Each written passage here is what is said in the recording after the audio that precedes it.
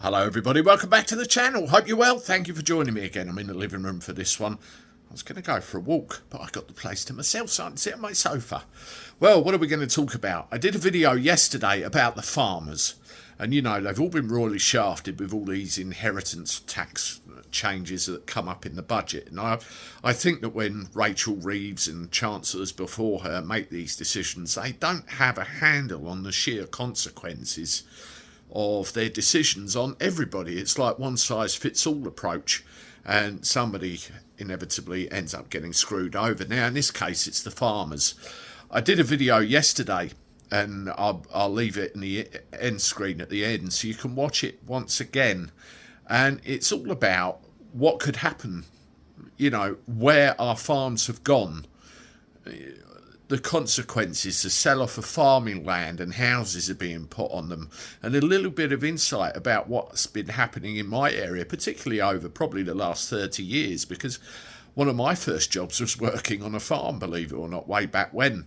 Now, what can be done about this? This inheritance tax change that's going to drastically affect the farmers in that they can't really pass their land and their businesses on to their next of kin needs to change. In fact, it needs to do more than change. It needs to be scrapped in its entirety. Now, I really get pissed off with issues like this, where good, hard-working people get screwed over from people in government who really don't have the slightest idea how things work out here in the real world. And these are the kinds of things that I like to talk about. And if you're the same, subscribe to the channel and hit the like button, because you'll find loads, and also a like-minded community.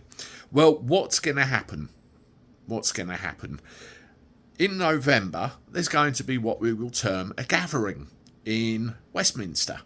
And here's the information here. Now, read this very carefully, and you can find it online as well. This needs sharing everywhere, literally everywhere, because we need to encourage as many people as possible to come out and support our farmers. Because at the end of the day, and Paul Thorpe did a very powerful video on this yesterday as well, which you'll find on X, no farmers, no food. It's very simple. And as an island, we've never been 100% self-sufficient. Going through our history, we've always needed an import of something from somewhere.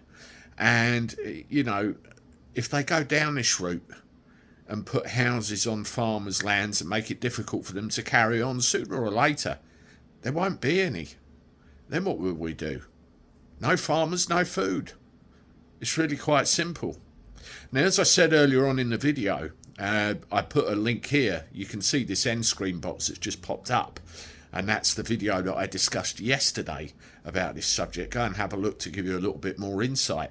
And as always, I look forward to talking to you again soon. Toodaloo.